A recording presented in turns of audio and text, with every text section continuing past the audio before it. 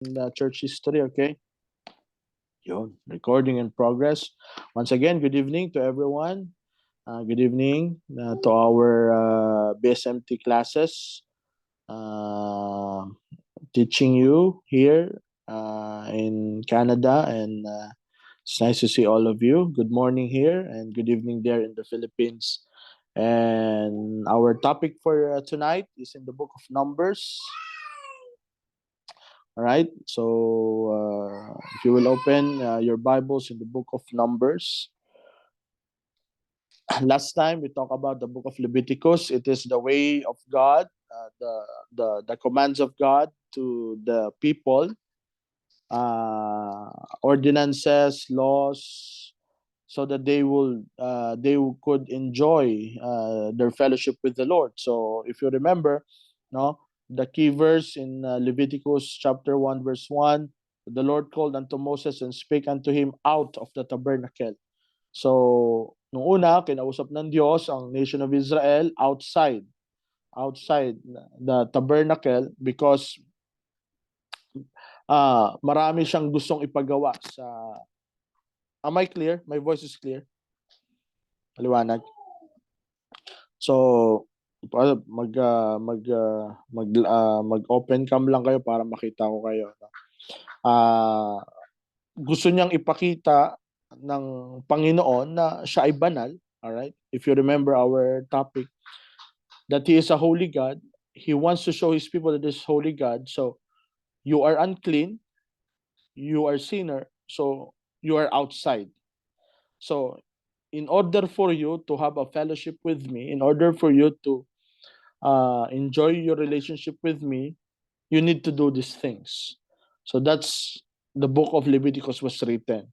And Moses followed, the priest followed, especially the tribe of Levites followed. That's why in Numbers chapter 1 verse 1, and the Lord spake unto Moses in the wilderness of Sinai, in the tabernacle of the congregation. So the Lord spoke to Moses inside. In Leviticus, still outside, because dun pa lang siya nag-set ng rules. Moses, bago ka pumasok sa tabernacle, gawin mo to, gawin mo to. Magbigay ka ng offering, no? Maglinis ka sa sarili mo, isuot mo to, ganito gagawin mo, ganyan, ganyan. So ngayon, dahil nagawa na ni Moses yon, ngayon kinausap na siya ng Panginoon sa Numbers sa loob na. You get it? Okay, so the book of Numbers is quite unusual because as you know, as I have told you, the title of the book comes from the first sentences, the first phrases, all right, of the book of the chapter. So in the Hebrew, the meaning of Numbers is, and the Lord spake unto Moses, and the Lord spake. So that's the meaning, supposedly. But the book of Numbers in our book is coming from the Greek word arithmoi. All right, the meaning of the book of Numbers is arithmoi. Although hindi siya kinuha sa the Lord spake unto Moses, dapat yun kadalasan eh. Pero book of Numbers, unique siya kasi ang kanyang libro, ang kanyang pangalan ay kinuha sa Greek na arithmoi. Diyan natin nakuha yung salitang arithmetic, no? So it's all about numbers dahil ito ay patungkol sa census, all right? So there are two census. So are you familiar with the census? No, numbering of the people, no? So Brother Sil, may census pa rin ba sa Pilipinas? Nagsi-census pa rin. So may census pa rin at ang census ay counting the number of the nation of Israel, specifically men. All right? The Jews, the Israelites are almost 2 to 3 million when they went outside Egypt. If you remember, nagsimula lang sila, how many? Ilan lang sila na nagsimula? Anyone? Nung pumasok sila sa Egypt, ilan lang sila? 20? 70. Okay, very good. After 400 years, no, dumami na sila ng dumami until such time they exited, no, in Egypt, at ngayon almost 3 million na sila. Pero ngayon, ay nagkaroon sila ng numbering, nagkaroon sila ng census. At ang kanilang binilang, no, ay mga men na 21 years old pababa. Alright? So, hindi naman to discrimination, mga ladies, no? Huwag kayong ma-offend. I'm sorry to say, mga ladies. So, yun lang ang sistema ng Panginoon. Ang kasama lang sa census ay mga men, 21 years old, that are able to fight. Okay, yun naman. So, of course, God is not expecting women to fight in the battles.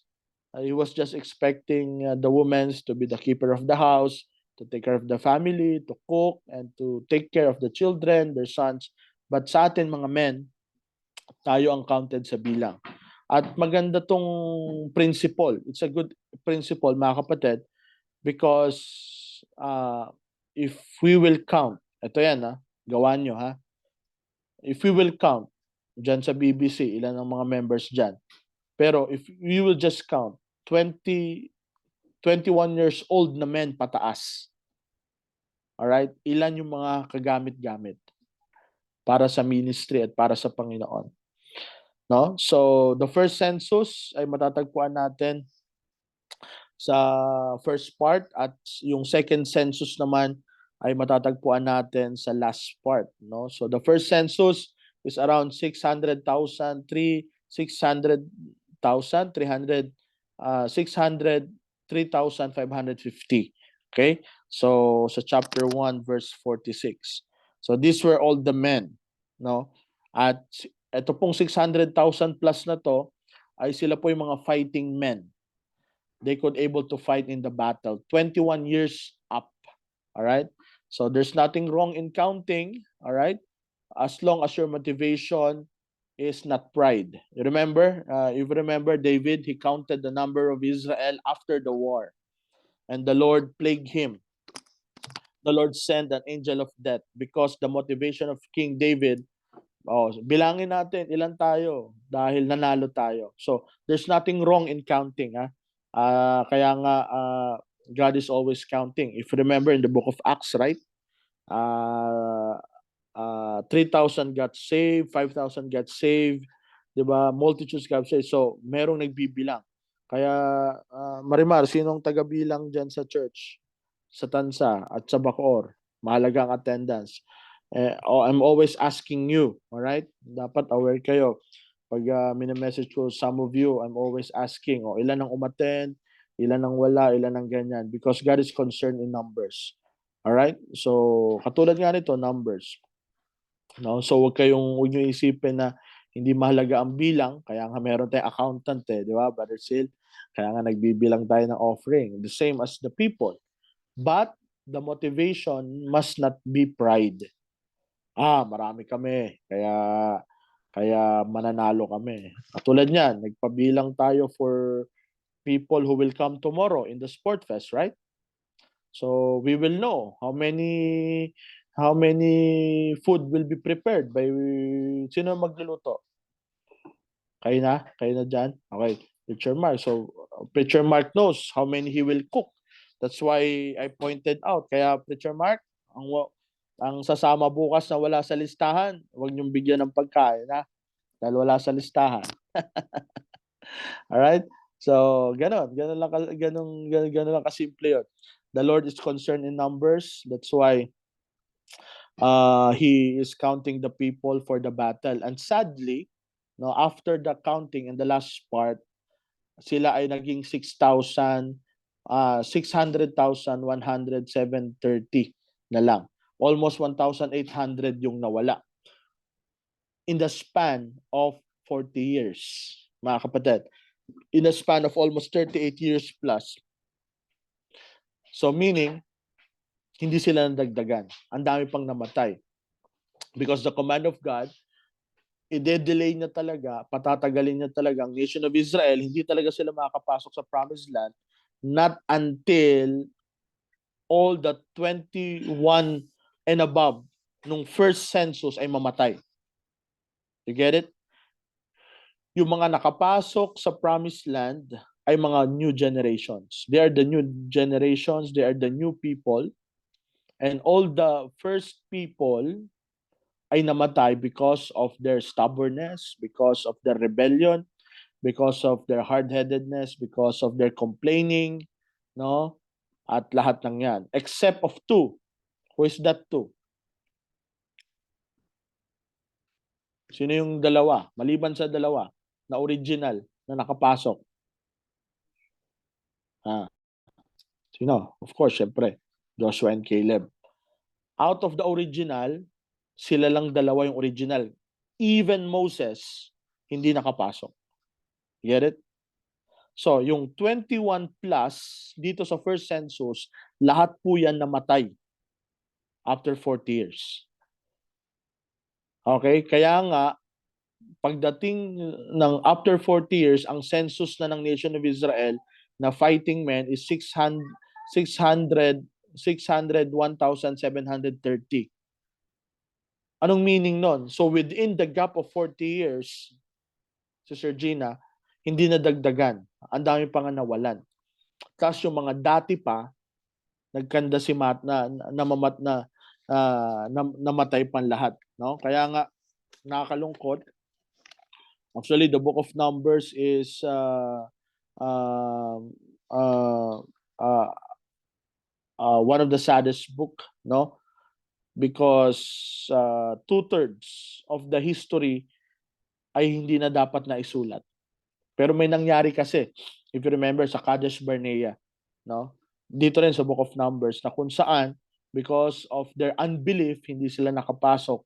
Kaya ngayon, ang ginawa ng Panginoon, because of their unbelief, pinaikot-ikot sila. So the intention of God, because of their unbelief, Sister Dorcas, intentionally, God want them to roam around until all of them died. You get it? You get the point? All of them died. The next 40 years, because of their unbelief, God let them roam around in the wilderness. Supposedly, Brother Sil, it is just 11 days. All right? From Mount Sinai, all right? From Mount Sinai to Kadesh Barnea, all right? Yung Kadesh Barnea, ito po yung entrahe. Kumbaga, para makita mo ang Cavite, ang Kadesh Barnea ay Talaba. You get it? Bacoor. Nasa bungad. Wala pa sila sa promised land, pero tanaw na nila yung promised land. So, the thing is, from Mount Sinai, remember what happened to Mount Sinai? In Mount Sinai, this is the place where the law was given, right? So, from Mount Sinai going to Kadesh Barnea, it's just 11 days. But sadly, no, it took them 13,780 days. All right? Until the last single man died. Except Joshua and Caleb. So all those people who entered the promised land, mga kapatid, are new generations. Ang may edad lang, ang matanda lang, all right, ay si Joshua at si Caleb. Sila lang yung original from, all right, listen to this, they are the only original who came out from Egypt. Get it? Sila lang. Lahat ng pumasok sa promised land, patay. Lahat ng lumabas sa Egypt na sana 11 days lang, lahat yon patay. Ang original lang from Egypt na nakapasok sa promised land, Joshua and Caleb lang. Sila lang ang nakapasok. Alright? So, they didn't multiply. Alright? So, what's the principle? No? God blesses the work. You will see when God blesses the work, He will multiply. So, ang patunay na ang Diyos ay pinagpapala niya ang gawain, mga preachers, ay minumultiply niya. Ang Diyos ay mahilig sa multiplication, right? In the book of Genesis, He multiplied His people, He multiplied the nation, and all of this, and people were many. Kaya kahit sa gawain, no? Kaya makikita natin pag pinagpapala ng Diyos, no? Of course, maraming aspeto, but sa madaling pananaw, makikita natin pag pinagpapala ng Panginoon ng gawain, minumultiply niya yan. Minumultiply niya yan. So, the nation of Israel never multiplied. They went in numbers for 40 years, no? Nagkaiba, nabawasan pa, hindi na dagdagan. May mga tribe na, listen to this, may mga tribe, Dan, Naphtali, Zebulun, Issachar, kunyari may isang tribe nabawasan ng 30,000. Meron namang tribe na dagdagan ng 40,000. So mix numbers ang nangyari. So lahat yan nasa Book of Numbers, ha? Hindi na natin didetalye lahat dahil meron lang tayong 2 araw para pag-aralan ito. So, anyway, no? At yun. Di ba nakakalungkot, Preacher Noel? My voice, malinaw po ba yung voice ko? Malinaw pa. Can you hear me clearly? Dorcas, Marimar, Sister Gina, Sister Mina, okay? Brother Sil, malinaw pa. Tia Lee, malinaw. Narinig niyo ba si Caleb? Pasensya na. Caleb, umingay. Si Caleb, sumasabay. Nagbabasa kasi si Caleb. Okay? Binabasa niya Wilmington. Alright? So, imagine niyo mga kapatid, sabi ng Panginoon, lahat kayo mamamatay. So, parang binigyan ka ng sistensya ng Panginoon na you will do nothing. No, the rest was left to die. Okay? So, parang hirap isipin, no? Nabubuhay ka para mamatay. So that's the experience of the batchmates of Joshua and Caleb. Mula nung nag-rebel sila sa Kadesh Barnea, ayun yung pinaka-main event, yun yung yun yung hinge, yun yung turning point. Sana hindi na humaba ang Book of Numbers, sana hindi na humaba ang traveling. Pero doon sa Kadesh Barnea, doon nagsimula ang lahat.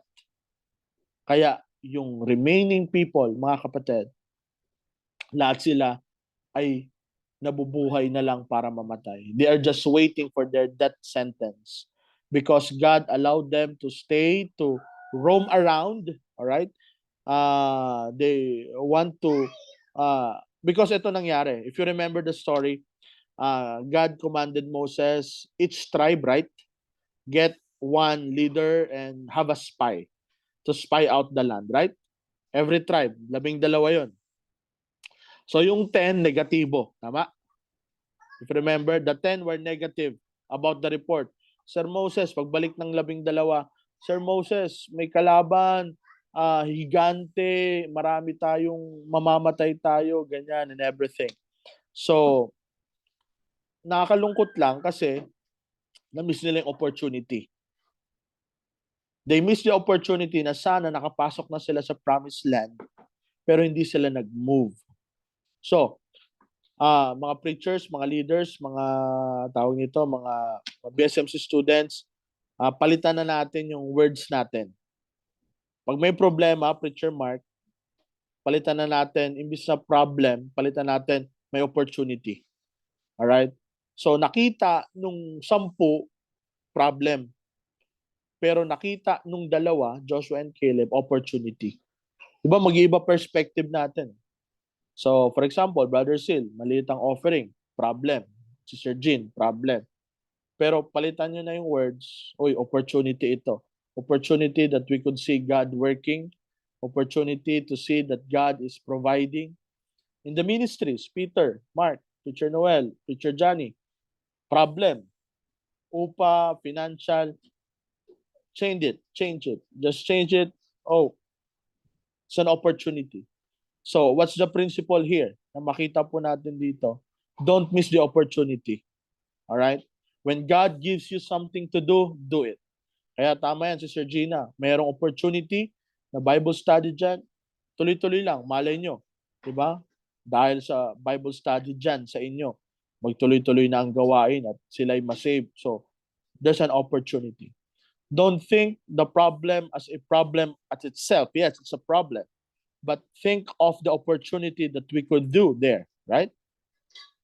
Yan ang hindi nakita ng yan ang hindi nakita ng nation of Israel. At dahil doon, 10 nagreklamo na convict ang mga tao. At dahil doon, pinatay sila lahat ng Panginoon. Okay? So, bakit ang isang Kristiyano, why a Christian is being miserable? Why? Because you are in between. God save you from hell, and yet you are not. You are outside the judgment, and yet you are not inside the will of God. That's why many Christians are miserable. Walang pinagkaiba yan sa istorya ng nation of Israel. They are outside from Egypt. They are out of bondage, saved na sila, pero wala rin naman sila sa promised land. You get it? You get the point? They are in between. That's why wilderness, testing, paghihirap, hindi masaya, maraming namamatay, taggutom and everything. Why? Because they are in between. Wala nga sila sa Egypt, pero wala rin naman sila sa promised land. Get it? Nakita niyo yung punto? Nandun lang sila sa gitna, paikot-ikot lang. Kaya sila miserable. Ganyan din ang maraming mananampalataya. Save nga sila, oo. Pero wala naman sila sa kalooban ng Panginoon. Nasa gitna lang sila. Nasa wilderness sila. Kaya hindi rin masaya. Yes, save sila, oo. Kristiyano sila. Pero wala rin naman sa kalooban ng Panginoon, hindi magiging maayos. So, para hindi tayo maging miserable, don't be in between. Okay? Go to the promised land. Go to the will of God. All right? So, yan yung bagay na na-miss ng nation of Israel. They miss the opportunity to move. God wants them to move. When God said to you, move, move. All right? Remember? When God said move, sabi ni God kay Moses, move, Moses. Diba? Nagpray pa si Moses, Lord, may kalaban, kaliwat kanan. Sa harap ay Red Sea. Ano sabi ng Panginoon kay Moses? Move! Raise your tungkod and step into the water. Sabi nga ng awit, diba? Step into the water and lay your feet a little wet, no? Kaya minsan kailangan lang talaga mag-step out of faith. O tinan mo, dahil kinausap ni Brother Sil yung gwardiya, o magkakala dahil dyan Brother Sil, simula na ng gawain dyan sa Pasay. O di ba? Ganun lang yan. Ganun. Tamo sabi ni Sister Tia Lee, nakapag-start ng bagong area. Ganun lang. Di ba? O, sino magkakala si Sir Abs na ang mga juniors natin mamomotivate dahil sila ay lagi nang natuturuan ng Saturday. Imagine mo, kahit wala kayo, bumabanat na yung mga young people. Di ba? Ibig sabihin, ang pagkilos ng Panginoon, sisimulan lang talaga natin because the rest is His miracle. No? Always remember, kaya Mark, lalo ka na Mark, dahil ikaw ang nag-handle dyan. Especially sa inyo, mga leaders. Pag binigay natin sa Panginoon ang ministry, Brother Pete, Preacher Johnny, hindi tayo mahihirapan. Ministry ng Panginoon yan eh. Sabi lang ng Panginoon, move, gawa. But the results, it's all upon God. Amen? So don't wait for the opportunity. Sayang no? Nandun na sila sa Kadesh Barnea, but they missed the opportunity and all of them, sad to say, they died. So what happened? The story of the book of Numbers is for us. Napaka-problematic itong libro na to. Kasi puro negatibo, puro failures, puro mistakes, no? Puro hindi magandang nangyari ang nangyari dito. All right? Hindi to encouraging na book. How could you imagine God's people? Now, what went wrong, mga kapatid? And it was written for us not to repeat. Open your Bibles in Romans 15, verse 4. Pakibasa mo dyan. Sino mo lang sa boss dyan? Andre, pakibasa mo dyan. Okay? Tapos, Sister Mina, pakibasa mo naman 1 Corinthians 10, 11, and 12. Si Apostle Paul, sinulat niya ito, the book of Numbers, sinulat niya yung New Testament, Romans and 1 Corinthians, coming from the idea of the book of Numbers. Sige, Romans 15 verse 4.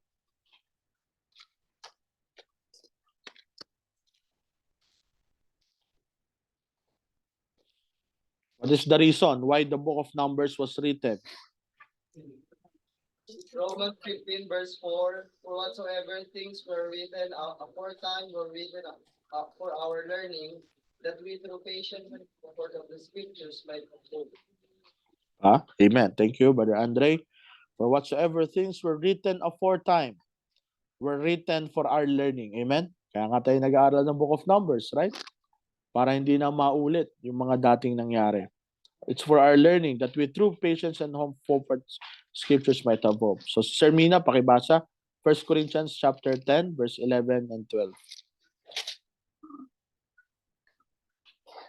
Now all these things happened unto them for examples, and they are written for our admonition, upon whom the ends of the world are come. 12. Wherefore let him that thinketh he standeth take heed lest he fall. Thank you.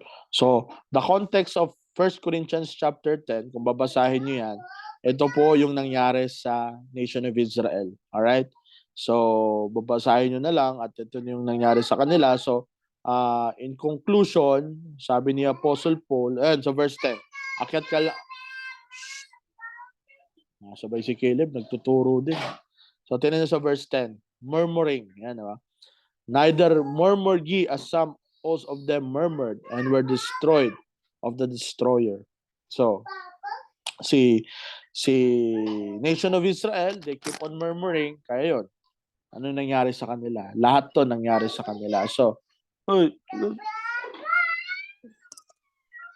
sumasabay naririnig niyo ba si Caleb? Sumasabay sa pagtuturo ay mag-ano ka na nga lang, mag-Miss Rachel ka na nga lang. Alright, so okay, so yan yung mga dahilan, no? Sometimes history keeps repeating and repeating and repeating because we never learn from the history, no? At kaya ang dahilan sinulat ang Book of Numbers ay para hindi na gayahin at hindi na muli sapitin pa, no, ng kanyang ng mga anak ng Panginoon. So the Book of Numbers are written and of course it is the word of God, no? 80 times, for almost 80 times God said to Moses, 80 times all throughout the Book of Numbers. There's a lot of instructions, there's a lot of details para gawin ang mga bagay na to. Okay? So, the idea is this. They camp and they travel. All right? So, ngayon sa Book of Numbers, medyo mahigpit na ang Panginoon. Kasi nagkakasala rin naman sila dati before Mount Sinai.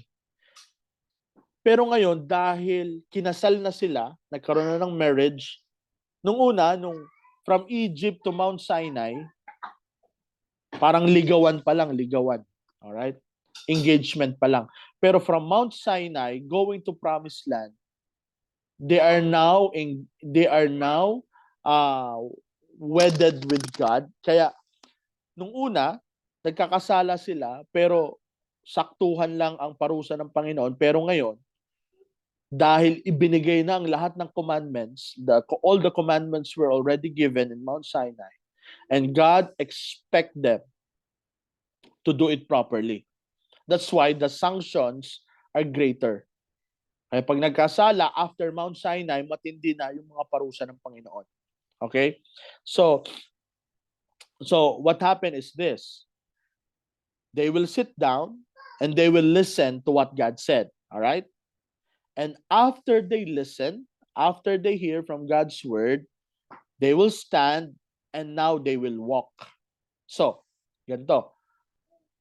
While Moses is giving the law, they must listen. But the problem is when they are started to walk, doon sila bumabagsak. Doon sila nag-fail. Baga, magaling lang silang makinig. At kasi pinag-usapan nila, susundin nyo ba ang mga utos ng Panginoon? Yes, we will do it. Pero nung sila na, actual na, hindi na nila nasunod. Okay? Kaya nga, dapat ganyan din tayo mamuhay, no? This is how we should live. There will time like this, you are sitting, right? Right now you are sitting. Tama? O si Preacher Mark, tumayo nga lang. Right now you are sitting because you want to learn. But later on, you will stand up and do and act upon it. Everything that you have learned. So, ganito po nangyari. From Egypt, Mount Sinai, Kadesh Barnea, then Moab. Yan po yung cycle ng kanilang cycle. Yan po yung kanilang tawag nito, yun yung kanilang uh, steps, no, bago sila makarating sa promised land. Okay?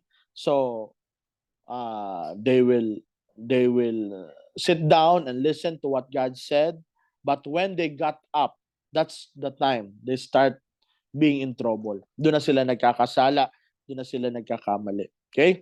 So the book of Numbers ay pinagalo-halo, no? Legislation at saka narration. So yung legislation, katulad ng Leviticus, puro laws, di ba? About ceremonial laws, offering laws, dietary laws, Exodus, lahat yan puro laws. Dito sa Numbers, mix up. Alright, mix up siya. Pag sinabi mix up, may kwento, may utos ang Diyos, may kwento, may utos ang Diyos. Okay? So the book of Numbers is that. So, syempre unahin natin yung mga utos, no, ng Panginoon. So the legislation of God in the book of Numbers is specifically more on the ritual laws. Mga ritual. The laws concerning about worship. Okay? So ganito yan. Yung utos ng Panginoon, how you will approach me, how you will worship to me, is written in the book of Numbers. So, nung una kasi, yung civil law, paano ka makipag-deal sa tao, paano pag nakapatay ka, paano pag nanganak ka, paano pag may regla ka, paano pag tinuli ka, paano pag ganto, ganyan. So, the laws concerning everything. But the book of Numbers, specifically, more of the laws concerning how to worship God. Because itong nangyari. 'Di ba? What is the main essence of tabernacle? In the midst of the camp, nasa gitna yung tabernacle. So what is the essence of the tabernacle? God dwelling with us. Tama? Remember?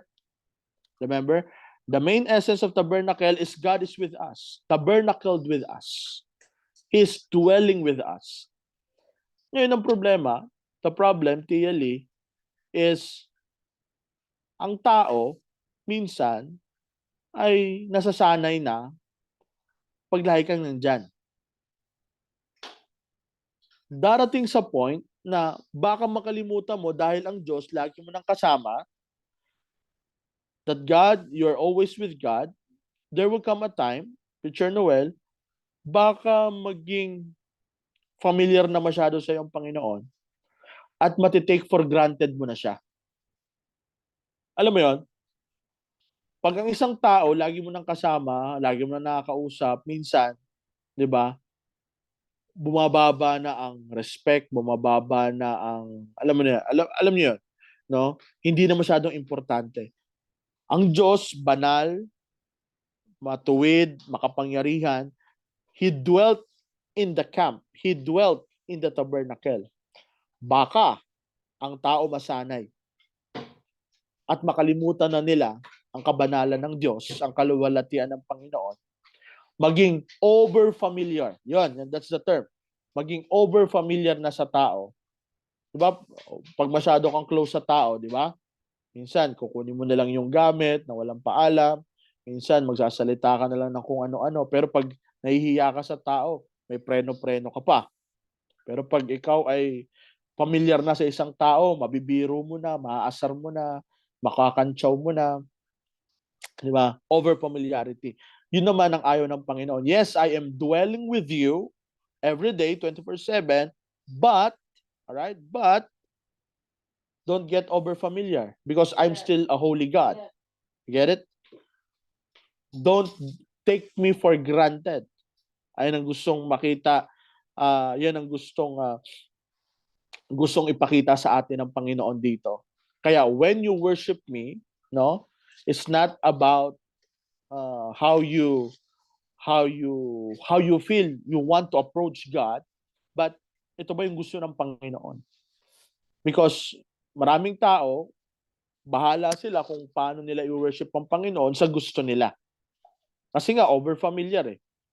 Itatrato ko si Preacher Noel sa gusto ko. Pero yung pala, hindi pala yun ang gusto niyang pagtrato sa kanya. You understand? Ganun din sa Panginoon. Minsan, doon tayo nagkakaroon ng problema. Dahil masyado na tayong familiar sa ministry, familiar na tayo sa Bible, familiar na tayo sa mga gawain para sa Panginoon, take for granted na yung pinakamahalaga. At hindi yan kalooban ng Panginoon. No? Kaya nga, hindi magbabago. Lalo na sa atin, mga nasa ministry, kayo na ginagamit ng Panginoon, na hindi magiging careless.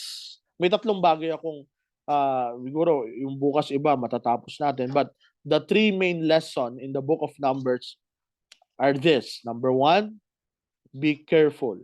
All right? Carefulness. Write it down. Carefulness. Carefulness. Secondly, cleanliness. And thirdly, costliness.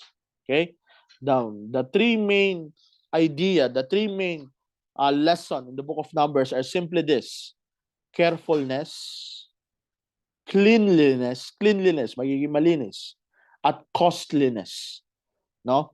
Pag sinabing costly ay costly. Mapapagastos ka. Alright? Yan yung pinaka main 3 things na makikita po natin dito sa book of Numbers. Okay? So, unang-una, number 1, carefulness. Ayaw ng Diyos na pag nag-worship tayo sa Kanya ay maging casual. You get it? Kaya nga, nauso ang Sunday dress. In history, nauso ang Sunday dress kasi noong unang panahon na hindi pa uso ang pagligo. Alright? Na kung saan, siguro kung sila Ate Mars, Ate Abs ay mabubuhay noong unang panahon. No? Ay ang pagligo ay hindi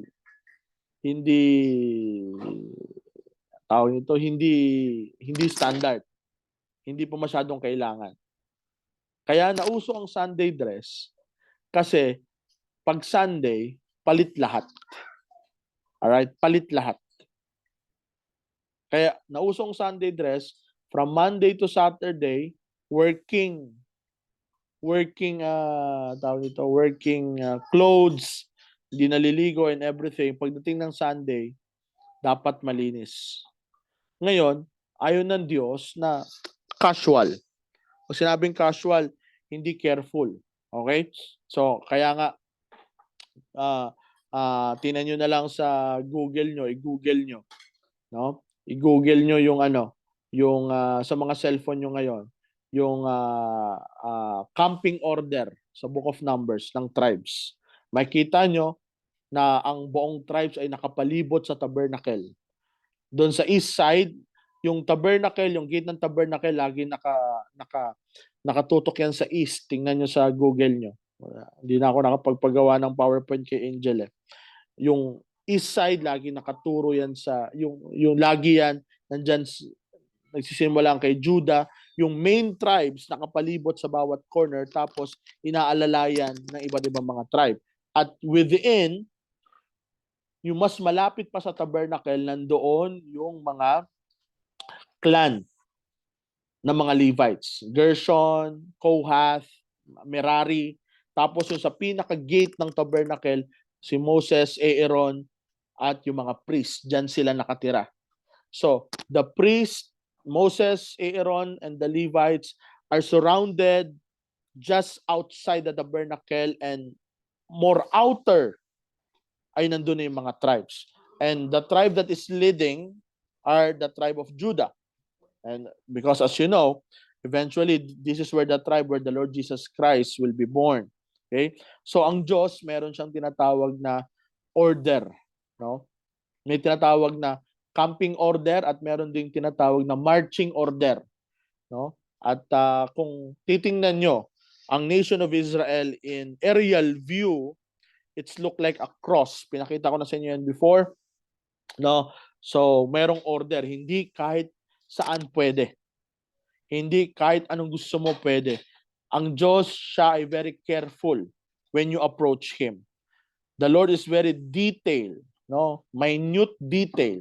In the simplest detail, ang Diyos din. Yan ang gusto niya sa atin. Very detailed. That's why we need to be very careful when we approach God. Amen? We need to be very very good when we are approaching God. Kaya nga, Andre, kung nandyan sila Jericho, pagdating sa mga songs, no, hindi lang basta-basta, lahat ng papaawitin nyo sa harap, pag kayo nagsusong lead, pag kayo ay tumatayo sa pulpit, pag kayo ay nagpipreach, kaya nga nakaraan, di ba? May sinabi ako, sino yung nakachinelas lang nandoon sa may nag-film showing. Na, tama yan. Nakikita ko sa picture. Kayo mga ladies, tama yan. Maganda pa rin kayo. Hindi lang kayo maganda pag Sunday. Mag-ayos kayo. Magpapogi kayo pag umaharap kayo sa mga tao at lalo na sa Panginoon. Amen? Because it's very, very important. God is very careful when you approach Him. Hindi dapat basta-basta. No? Nakatinan nyo ngayon. Naka-Amerikana ako ngayon. Di ba? Malamig eh. Di ba? So, kahit sabihin mong online lang, di ba? Pag kayo nandyan sa church, no? Nakasapatos pa rin kayo, maayos pa rin kayo. Why? Because you are approaching God. Ayun yung sinasabi natin eh. Ayan ang magiging dilemma natin. Listen to me. Especially yung mga nakatira sa church. Dahil sanay na tayo sa church tayo nakatira, minsan natatake for granted na natin na, ay, bahay pala to ng Panginoon. No? Ay, templo pala to ng Panginoon. Ay, casual na lang ako. Hindi ganon. Dahil ito ay bahay ng Panginoon, lalo na tayo na nasa ministry, no, we should always be careful in everything that we do. So, merong camping order, merong tinatawag na marching order. No? So, katulad niyan, yung pagba-vow dito sa Book of Numbers, if you will read, merong law pag nag-vow ka sa Panginoon. Alam niyo ba yon? When thou vowest a vow, dito nakuha yon. Kaya nga if you remember in the book of Judges, di ba? Merong isang judge na kung sino man ang unang lalapit sa kanya ay i-offer niya sa Panginoon. Remember that? Si Jephthah. He vowed before God. And nagkataon, ang lumapit sa kanya ay yung kanyang daughter, kaya nai-offer niya ang kanyang daughter. So, kasi ganun talaga ang ganun talaga ang command ng Panginoon. When you vow a vow before God, and you will proclaim it, and you will fulfill it. Okay? So, careful. Tayo, mga nasa ministry, we should be careful. Always be careful. Don't take God lightly. Amen? Huwag niyong pasimplehin. Ay, wala naman si pastor eh. Ay, wala naman si preacher. Hindi. Dapat tayo bilang mga church staff, tayo bilang mga Bible school student, tayo ang unang makikitaan ng carefulness. Okay? Tayo makikitaan ng kabutihan sa paggawa natin sa Panginoon. God is very careful. Tandaan nyo ha, kahit nagsiserve na tayo sa Panginoon, God doesn't want us to be over familiar with Him. He is still holy God. He is still a righteous God. And He deserves a worship and praise that He wants, not that we want. Okay? Malinaw? Hindi gusto ng Panginoon yung gusto lang natin. Itatanong natin, Panginoon, gusto mo ba to? Okay? Ito ba yung gusto ng Diyos? Ito ba yung pasado sa Panginoon? Is it what God wants? All right? Or gusto ko lang? Okay? So, that's number one. No? Carefulness. We need to be careful in doing the work of God. Pangalawa, cleanliness. Yan. Cleanliness. In the book of Numbers, God is very particular patungkol sa cleanliness. Especially, no, inside and outside the tabernacle. Okay? So what happened is God is very ordered in cleanliness to the point, pag magdudumi sila, excuse me, no, kung may kumakain dyan, ay lalabas sila outside sa desert at magdadala sila ng pala. You know what I mean? Para sa ng pala. Because after nila magdumi, they need to dig that and they need to, tabunan ng malalim. So that's in the book of Numbers. Why? because cleanliness. No? So, di ba kayo mapapansin nyo ito? No? Mapapansin nyo to. Bakit ang isang mananampalataya, why is it a Christian, after he got saved, inaayos niya ang sarili niya? Dati mahaba buhok, dati hindi nagne-nail cutter, dati ang dumi-dumi. Napansin nyo, yung taong wala sa Panginoon, ang dumi-dumi. Ang dumi ng itsura, ang pangit tingnan, drogi, bangag, di ba? Amoy alak, amoy sigarilyo. Tama, Preacher Johnny, Preacher Noel? Pero nung na-save na, lumilinis. Bakit? Because, totoo po yun, cleanliness is next to godliness. Naliligo na. Amen, abs. Ha? Mga boys, nagpapagupit na. Di ba? Tapos si Brother Sil, ang ganda ng gupit. Ang mga ladies, nagpapaganda na. Kaya nga tinan mo, kaya nga, Preacher Johnny, maiintindihan talaga natin, ang tunay na nasa Panginoon talaga, dahil ang kanyang kalinisan ay magsisimula sa puso, yan ay palabas. Naman ka. Ayan ha? Ngayon, magsisimula yan sa loob, tapos lalabas. Kaya nga, ang isang Kristiyano na talagang tunay, hindi talaga yung magpapatato. Tama? Kasi malinis sa sarili mo eh. Diba? Ngayon, tingnan mo maliban yung dati nang may tato, bago na save. Ibang usapan yon. Pero, bakit tayong mananampalataya, hindi natin dinudumihan yung sarili natin? Kasi bakit? Malinis na muna tayo sa loob. You get it? We are clean inside, then eventually it will go out. You get it? Kaya tinan nyo, kayo ngayon, nag-aayos kayo ng sarili nyo. Ba't kayo nag-aayos ng sarili nyo? Kasi bakit? Nagsisimula ang kagandahan galing sa loob. Tapos yan ay palabas. God wants the nation of Israel to keep the camp clean. Kaya nga hindi maiiwasan yan na sa church dapat malinis. Diyan sa church, mga nakatira dyan, Teacher Mark, Andre, Peter, Chacha, malinis pa rin ba ang church? May tubig pa rin ba ang CR? Diba? Ang kubeta ba? Malinis? Ang tiles, ang sahig, ang paligid? Diba? Kasi kung if cleanliness is next to godliness, then from the book of Numbers, we are shown, it is given to us that God wants His tabernacle clean from inside and out. And how much more sa atin? Ngayon, ang Diyos hindi na nakatingin sa panlabas. Alright? Because the Bible says God looks on the heart. So kahit ang tao, marami pang tattoo yan, kung yan ay ligtas, malinis na sa loob yan. Pero eventually, lalo pang lilinis, kaya nga tayo nagpapagupit, diba? Tayo ay nag-aayos, tayo nagpapabango, tayo nag-aahit. Wala pa akong ahit. Diba? Tayo ay nagpapapogi para sa Panginoon. Because inside to out. Normal yan, hindi yan pampapa-impress. If your motive is to worship and to glorify God, you need really to be clean. Okay? Hindi ka dugyot. Okay? Hindi ka tawag nito, hindi ka parang nakatira kung saan-saan. No? Kahit sabihin mo wala kang pera, pero pag marunong ka magdala ng sarili mo, ikaw ay aayos. Okay? You get it? So eventually, it will manifest because you are clean from the inside. Eventually, you will be clean outside. Kaya kayo dyan, mga nasa church, Preacher Mark, mga church staff, dyan sa Tanza, dyan sa Naik, sa mga churches natin, panataliin laging malinis. Amen? Hindi lang maglilinis tuwing Sunday, tuwing may service, every time. Lalo na ngayon, walang pasok. Diba? Panatiliin nyo ang church laging malinis, laging maganda tingnan, wala na nga tayong gate, wala pa tayong building. Tapos madumi pa ang labas at loob, di ba? Nakakaya sa Panginoon pagka ganyan. Because dito sa Book of Numbers, we are shown carefulness, secondly, cleanliness.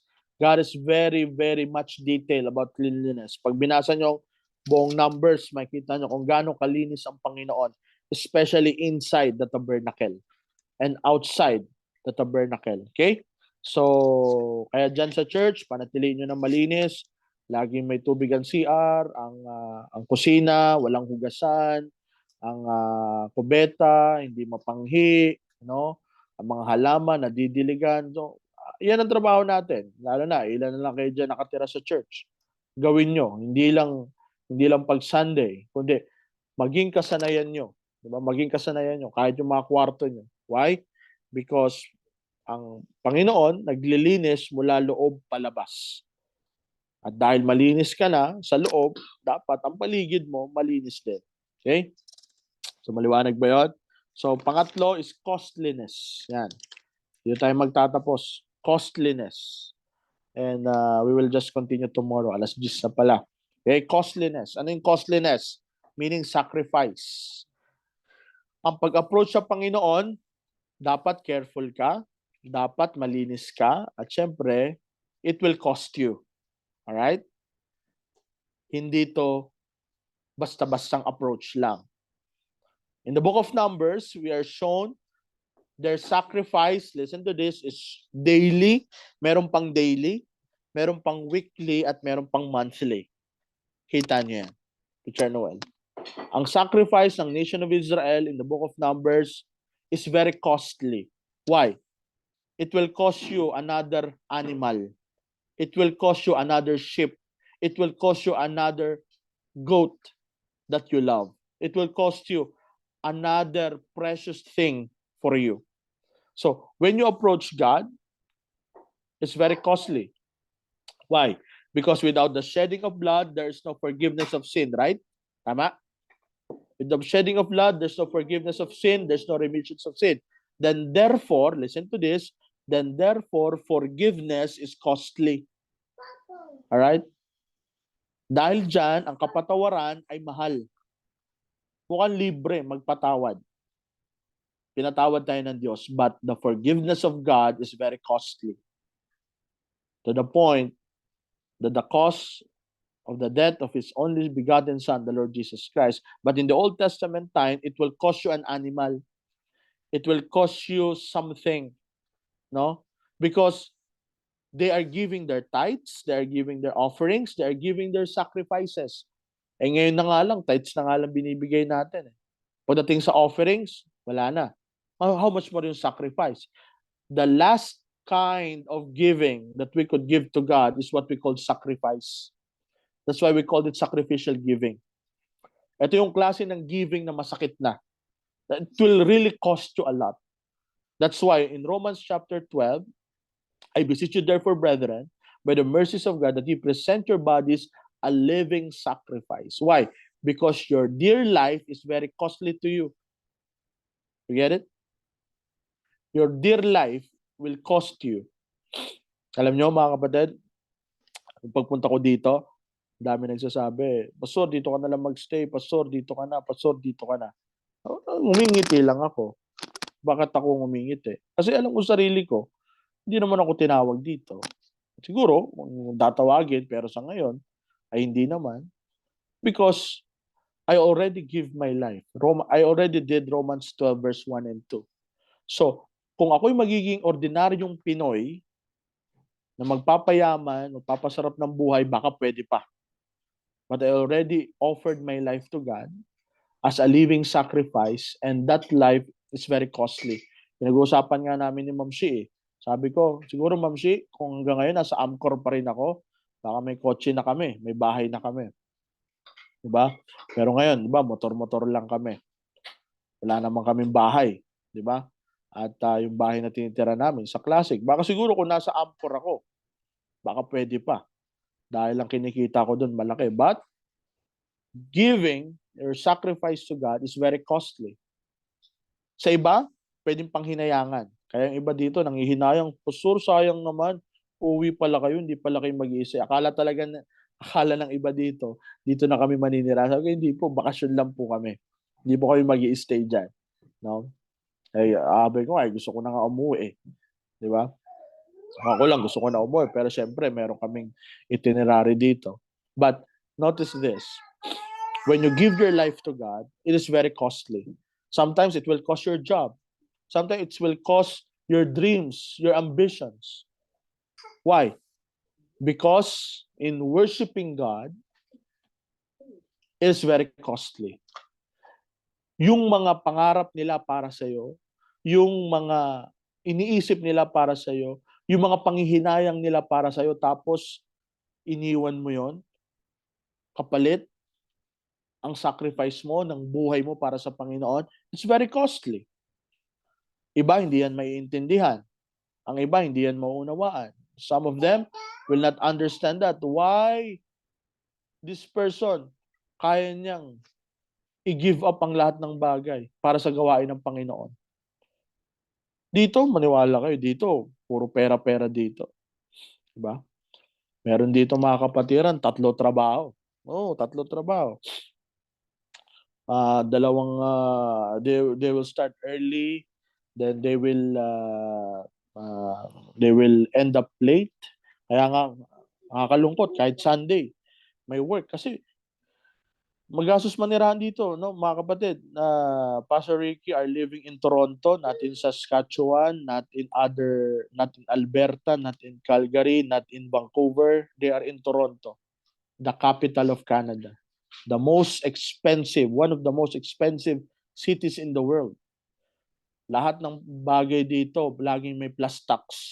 Oh, maniwala kayo sa akin. Yung binili ko nga lang nakaraan na, bumili ako nakaraan ng yung laba dito. Yung naglo-laundry dyan, Marimar. Si Marimar lagi naglo-laundry. Ang laundry namin dito ay umaabot ng almost 900 pesos. 900 pesos. Dyan, ba, nasa 200 lang. Dito, 900 pesos. Diba? Pag kinonvert. Pero syempre, diba?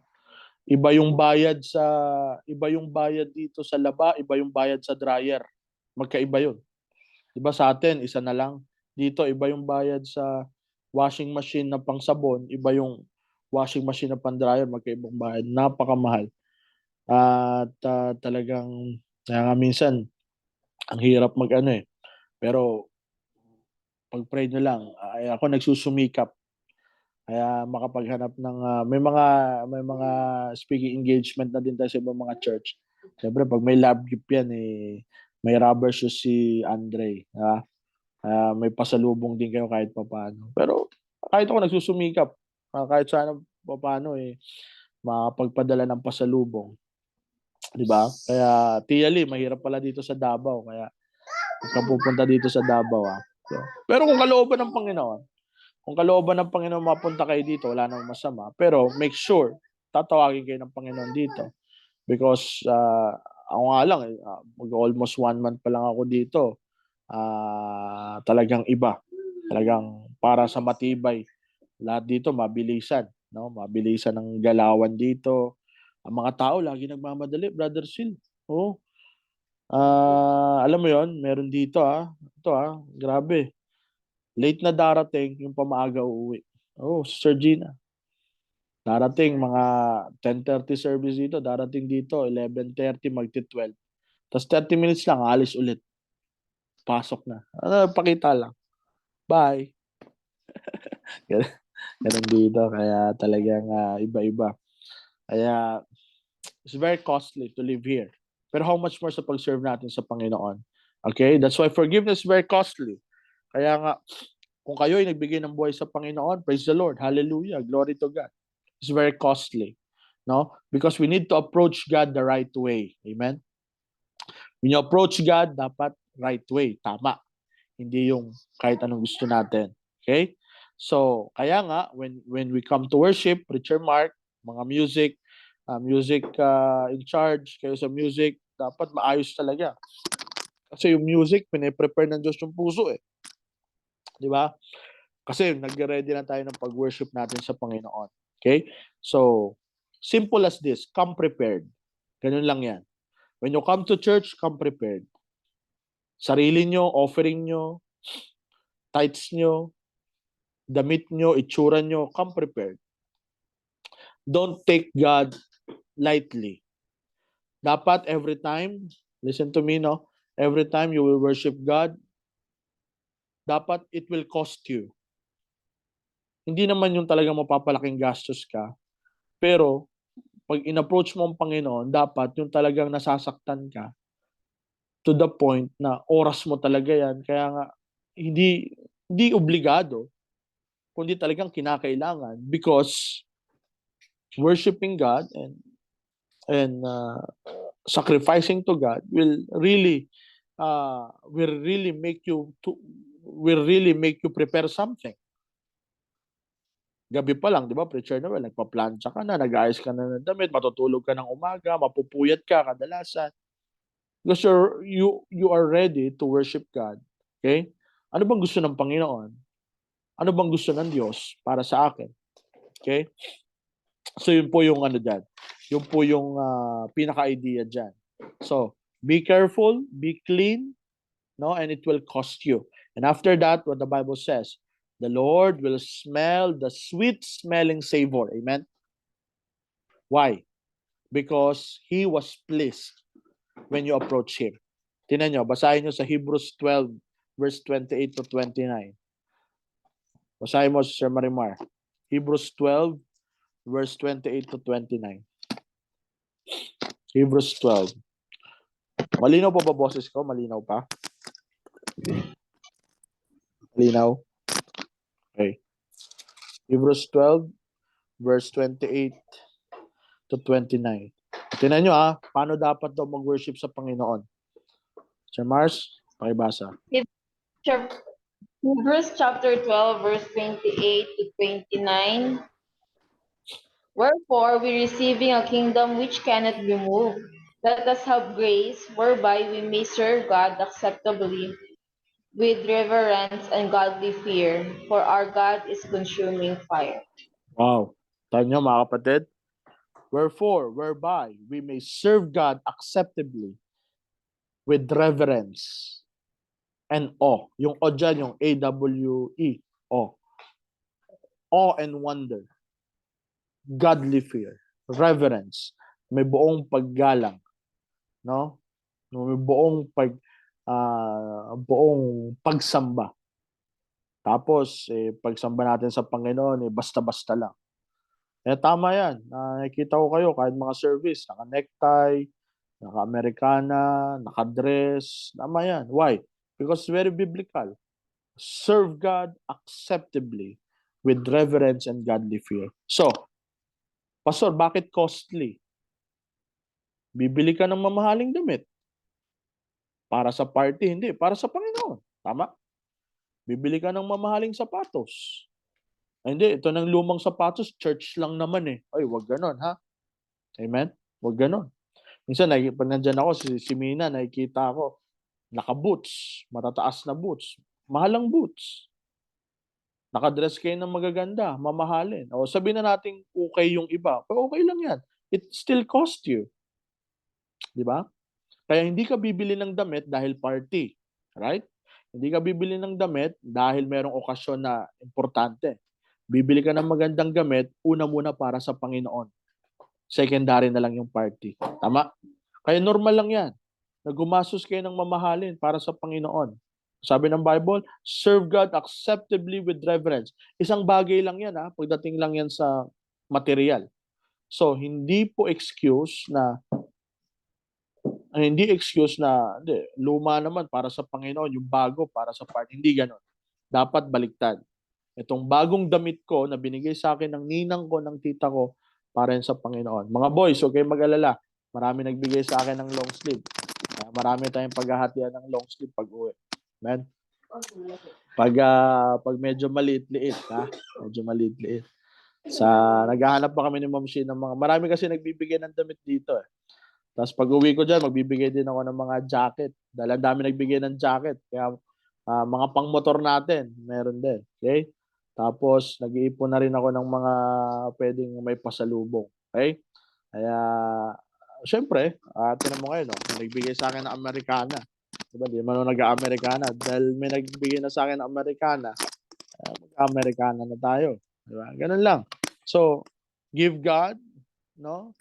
Serve God acceptably with reverence and godly fear. So, it will cost you. Amen? Okay lang yan. Magpaganda kayo, gumastos kayo para sa Panginoon. Basta ang puso nyo tama para sa Panginoon. Okay? So, hanggang dyan lang tayo. We will continue tomorrow. I hope you learned something. Hindi pala, Thursday pala, ano? Tama, Thursday. Wala pala bukas. Okay. So, ngayon, next week, sa Thursday, pag-aaralan naman natin yung tatlong main events na nangyari sa Book of Numbers. Okay? So, we will continue our lesson. Do you have questions? Have you learned something tonight? At binabati natin si Louie. No? Si Louie. Shermina, estudyante mo ba si Louie? Yes Good evening, po. Louie. At welcome sa inyong lahat. Brother Sil, uwi ka pa, no? Good evening, Louie. So, Dorcas, are you good? Say hi to me, to Sarah, okay? Yes po, sis. Okay. So, don't forget to give your offering, ha?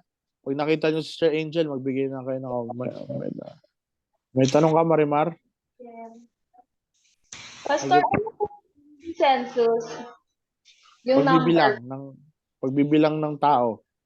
Ano po yung second census? Kasi yung first census, di ba 600? Pag 601, 730. 601, 730. The first census, 603, 550. Tapos yung last census sa Book of Numbers, 601, 730. Okay? So, after 40 years, yun na yung bilang ng mga tao. So, hindi sila nadagdagan, nabawasan pa nga. Kaya nga sabi ko kanina, no, na hindi talaga, because the nation of Israel is not living right with the Lord is not blessing them. Di ba? Because one of the sign that the blessing of God is multiplication. Minumultiply ng Panginoon. Dito na minusan pa sila, no? For 40 years yan, 40 years ang difference yan. Hindi yan isang buwan, Brother Sil. 40 years ang niyan, ang agwat. Nabawasan pa sila. So, hindi na sila nadagdagan, nabawasan pa sila. Kasi nga pinatay ng Panginoon lahat ng 20 years old and above. And ang original lang ay si Joshua and si Caleb. But the rest of the people, including Moses, they did not enter the promised land. Sad to say. Any more question? Okay na, Mars? Okay na, ako naman may tanong. Yes. Okay, Dorcas, you have question? Okay. Tia Lee, Sir Gina, Sir Mina, dyan sa church, tanong ba kayo? Sil, may tanong ka ba, Sil? Ayos naman. Bukas po, punta ka galingin sa Sport Quest bukas, sa JR. Labanan ng hugot ba bukas, JR? Ale, i-share nyo na lang sila. Sabi, JR. Sabi mo simplihan mo si Pastor Mike. Pastor Mike, sabi mo, simplihan mo lang. Pastor Mike, ganito na po ba lagi? Pwede na talaga hugot. Simplihan mo lang para wala na tayong player. Bale, ilan na ba yung sasama bukas? Ilan na?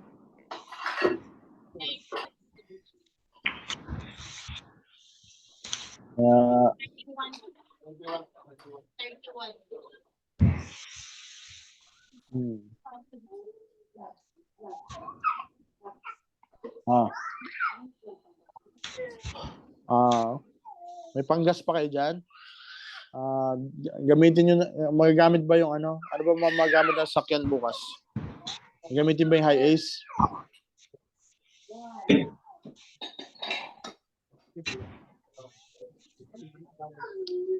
So, yung tawag nito, yung dispenser, Andre, huwag kalimutan yung tubig.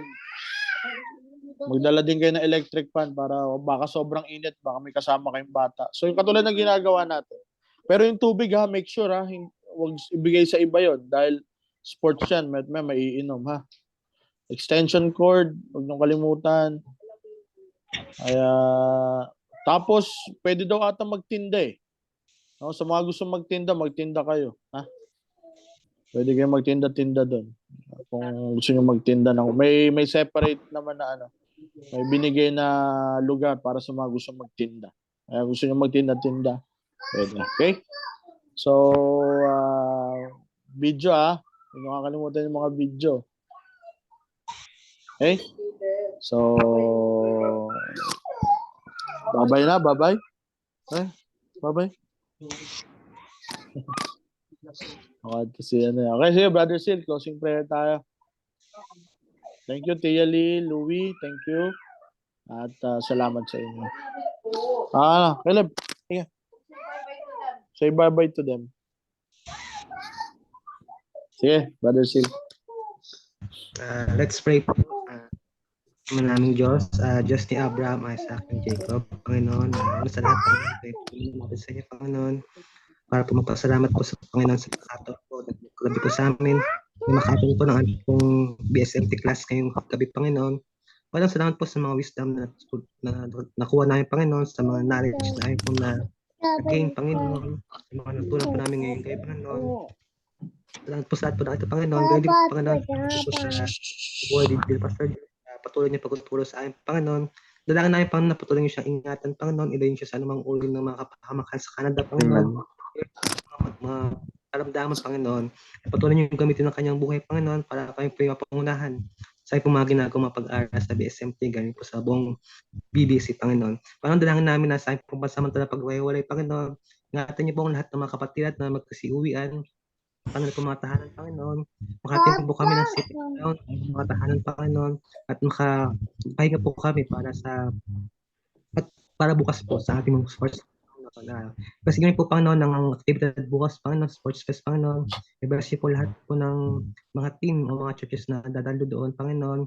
At lahat ng mga atleta, Panginoon, i-bless po sila, Panginoon, at maging successful po ang maging event bukas, Panginoon, kayo pong madakila at mapurihan. Salamat po kami sa dalangin, Panginoon, sa tanging pangalan po ng ipong na anak, aming pong Panginoon sa Kristo. Amen. Amen. Amen. Amen. Thank you very much. Say, Caleb, say bye-bye to them. Caleb, say bye-bye. Bye-bye. Bye-bye.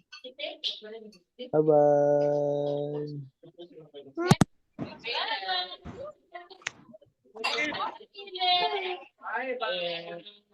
Thank you, Tia Lee.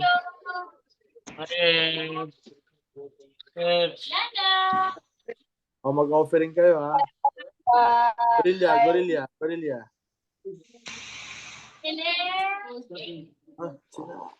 Si Nana.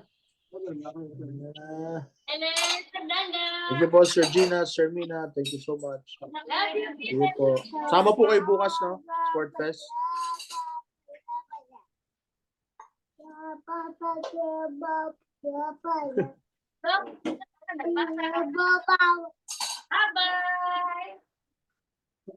Bye-bye.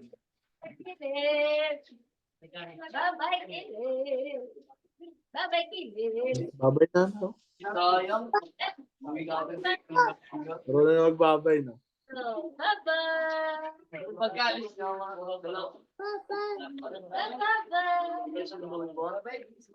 Bye-bye.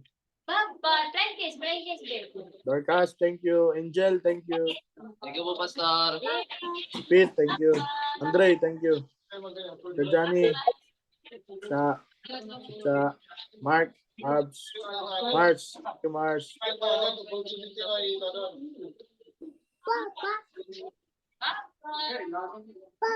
Malamig na dyan, malamig na sa tansa. Mark, thank you, Mark. Abs, thank you, Ate Abs. Bye-bye. Pero yung magbabay eh, no? Bye-bye.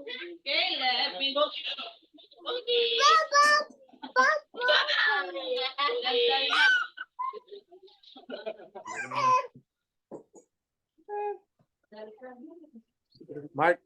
Pastor.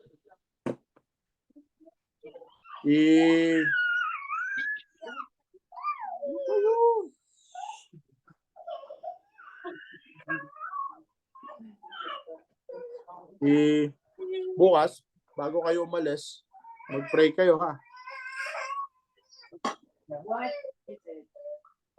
Tapos ilista mo lahat ng active Bible studies. Tansa, Bacoor, Naik. Para malaman natin kung ilan yung active Bible studies lahat ngayon. Sinisimulan o na magsisimula pa lang.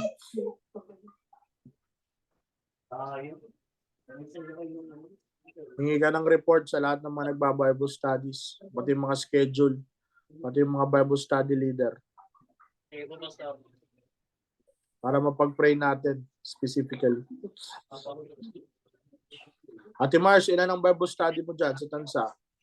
Iba pa yung kay Peter. Ano po, sa ngayon po, isa lang. Pero marami pong mga susunod. Very good. Ayo Angel, kamusta Bible study nyo? Chacha. Okay naman.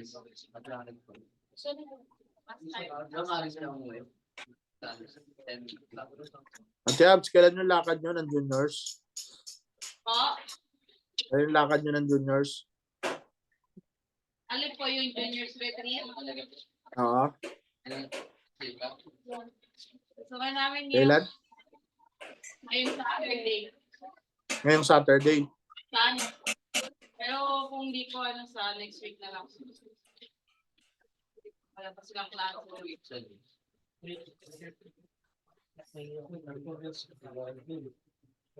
Ate Jean. Ate Jean, Po, Pastor. kamusta? Magkano pa budget? Saan po? Sa China? Ah, Ano po? 1,000 na lang, Pastor. Kasi 1,000 na lang. nag-text po si... Ano? Nag-text po siya ng 5K po. 1,000 na lang. Opo. Nagpapadala din kasi siya sa pastor. Paano yun? Yung sa pagkain. Ay, niles ko na po. Bali yung available ngayon, 1K. Okay. Di ba po may maintaining ng 5K? Okay. Kasi, actually, sabi niya nga sa akin, 3K papapagkain niya eh. So, sabi ko, kaya kasabi siya, 2K na lang. So, baka mawala na ng budget. Bali, ang balance po ng pastor 6.2. Pero, di ba may maintaining na 5K?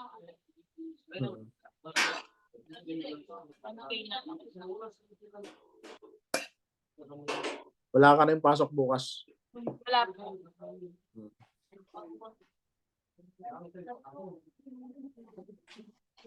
Timars, pupunta ka na lang doon sa ano? Wala na. Pete, pupunta na lang kayo bukas sa ano, Tansa? O sila na lang pupunta? Daan mo ko sila ni Peter. Maaga po. Alas 6. Pero pinagsahin ko sila. Tsaka... Pero from Tansa, didiretso na sa Dasma. Punta po rin si Preacher Jaya. Pupunta pa? Okay. Okay. May separate naman food daw po sila. Okay. Paluto po ako ng food. Mr. Ali. Mr. Ani, sasama? Hindi po. Masakit po ngipin, Pastor. Masakit pa rin ngipin. Di ba volleyball player ba yung Mr. Ani? Dati daw po. Kaso na long time talaga. Hello, kamusta po? Ready na. Ingat po kayo, Tita Johnny. Sama po kayo bukas na. May what? Moral support.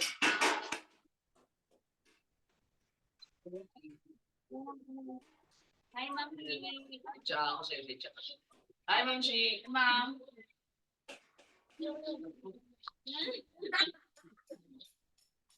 Hi! Malaki na, Wala, ma'am. namiss ko na kayo, guys. Malaki na yan. Mama, pag-uwi mo. Mama, buti ka po. Mumuha ng ilaw. Babay din Uy, eh. merong nangangaroling dito.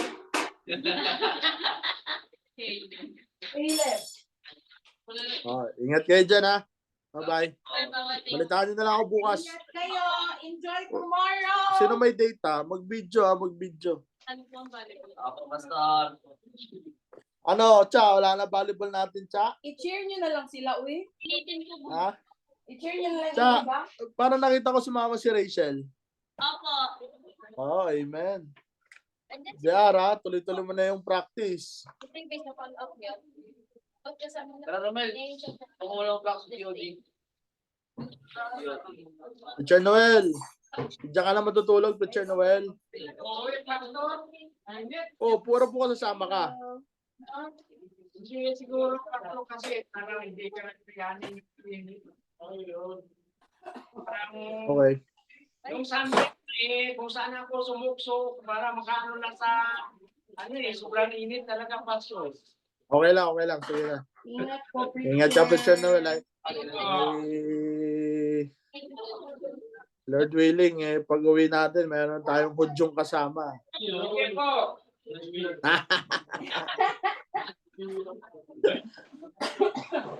Teacher Mark, ikaw na bahala, ha?